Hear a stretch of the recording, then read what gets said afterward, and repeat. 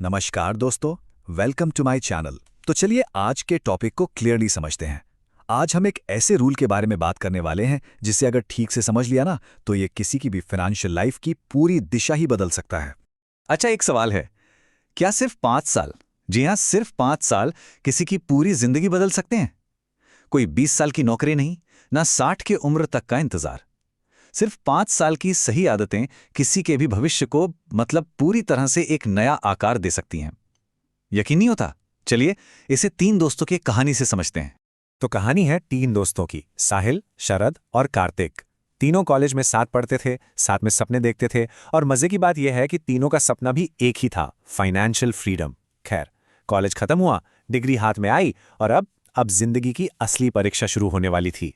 कार्तिक की किस्मत अच्छी थी, उसे एक बड़ी कंपनी में 1 लाख रुपए महीने की नौकरी मिल गई।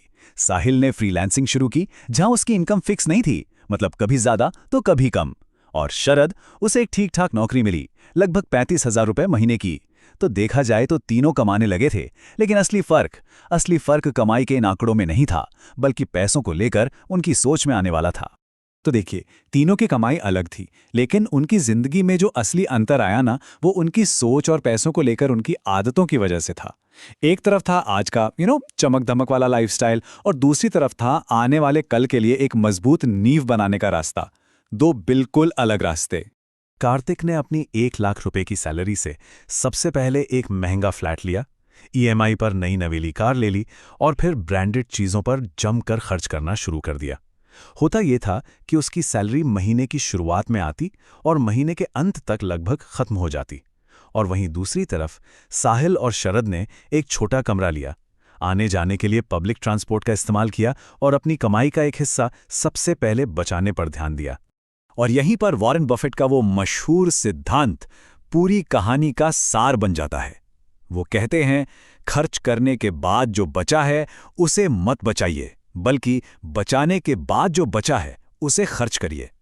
कार्तिक पहली वाली गलती कर रहा था, जबकि साहिल और शरद ने उन्होंने दूसरे नियम को अपनी जिंदगी का मंत्र बना लिया था। खैर, समय अपनी रफ्तार से चलता रहा। महीने सालों में बदले और देखते ही देखते 5 साल गुजर गए। फिर एक दिन तीनों दोस्त अपनी पुरानी वाली जगह पर फिर से मिले और यहीं उनकी जिंदगी की असली सच्चाई सामने आई। एक ऐसी सच्चाई जो किसी के लिए प्रेरणा थी और किसी के लिए एक बहुत बड़ा सबक। तो बातें शुरू हुईं, पुराने दिनों की यादें, हंसी मजाक। और फिर कार्तिक ने पूछा, तो भाइयों, क्या हाल है इन्वेस्टमेंट का, कुछ बना कि नहीं?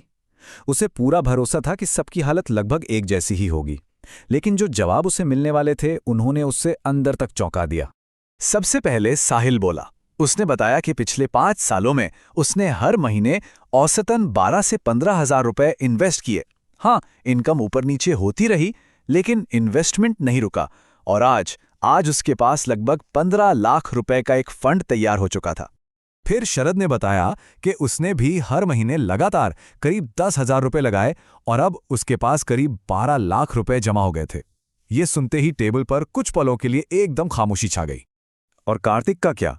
अरे, उसने तो इन 5 सालों में 60 लाख रुपए से ज्यादा कमाए थे। सोचिए, 60 लाख। लेकिन उसके पास था क्या? एक कार जिसकी ईएमआई अभी भी बाकी थी, क्रेडिट कार्ड का बिल और कुछ गैजेट्स जिनकी कीमत अब आधी से भी कम हो चुकी थी। मतलब उसने कमाया तो बहुत, लेकिन बनाया कुछ भी नहीं। तो सवाल ये उठता है कि आखिर ऐसा हुआ कैसे? कम कमाने वाले ज्यादा संपत्ति कैसे बना पाए? इसका राज था कंपाउंडिंग का 5-4-3 नियम। देखिए, ये कोई जादू नहीं है, ये सिर्फ समय और अनुशासन का वो गणित है जो धैर्य रखने वालों को हमेशा इनाम देता है। चलिए अब इसे समझते हैं। ये नियम ना 3 हिस्सों में काम करता है। पहले 5 साल ये फाउंडेशन के होते हैं, नींव रखने के। यहाँ रिजल्ट बहुत छोटा, ना के बराबर दिखता है और ज्यादातर लोग यहीं पर हार मान लेते हैं। उन्हें लगता है कि कुछ हो ही नहीं रहा। अगले 4 साल ग्रोथ के होते हैं, जहां आपका रिटर्न भी रिटर्न कमाने लगता है और एक मोमेंटम बनता है। और आखिरी के 3+ साल ये होते हैं एक्सप्लोजन के, जब ग्रोथ इतनी तेज होती है कि बाहर से देखने वालों को ये किस्मत लगती है। तभी तो वॉरेन बफेट कहते हैं कि शेयर बाजार अधीर लोगों से पैसा लेकर धैर्यवान लोगों को देने का एक जरिया है। सीधी सी बात है, साहिल और शरद धैर्यवान थे। उन्होंने पहले 5 साल का वो मुश्किल दौर निकाल लिया। और कार्तिक, वो अधीर था। तो कार्तिक जैसी वो कौन सी आम गलतियां हैं जिनसे हम सबको बचना चाहिए? पहली, सैलरी बढ़ते ही खर्चे बढ़ा देना। दूसरी, यह सोचना कि अरे जब ज्यादा कमाऊंगा तब इन्वेस्ट करूंगा। तीसरी, छोटे छोटे रिटर्न देखकर शुरुआत में ही हार मान लेना। और सबसे बड़ी गलती, ईएमआई को स्टेटस सिंबल समझना, जबकि असली संपत्ति बनाना कहीं ज्यादा जरूरी है। अब जरा ईमानदारी से सोचिए, ये कहानी सिर्फ उन 3 दोस्तों की नहीं है। कहीं ना कहीं ये कहानी हम सब की है। हम सब एक दौड़ में हैं, लेकिन आज लिया गया एक छोटा सा फैसला ही हमारे आने वाले कल को तय करेगा। देखिए, एक बात तो पक्की है, 5 साल तो वैसे भी गुजर ही जाएंगे। सवाल सिर्फ इतना है कि इन 5 सालों में आप कौन सी कहानी लिखेंगे। क्या सिर्फ सैलरी बढ़ेगी या आपकी संपत्ति भी?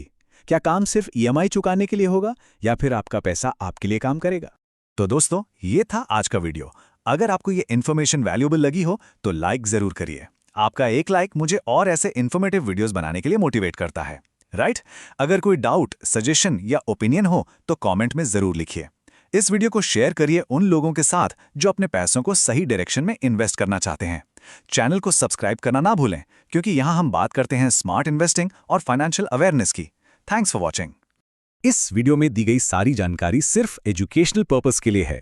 मैं कोई सेबी रजिस्टर्ड इन्वेस्टमेंट एडवाइजर नहीं हूं। स्टॉक मार्केट और म्यूचुअल फंड इन्वेस्टमेंट्स बाजार के जोखिमों के अधीन होते हैं। किसी भी इन्वेस्टमेंट डिसीजन से पहले अपनी रिसर्च करें या अपने फाइनेंशियल एडवाइजर से सलाह जरूर लें।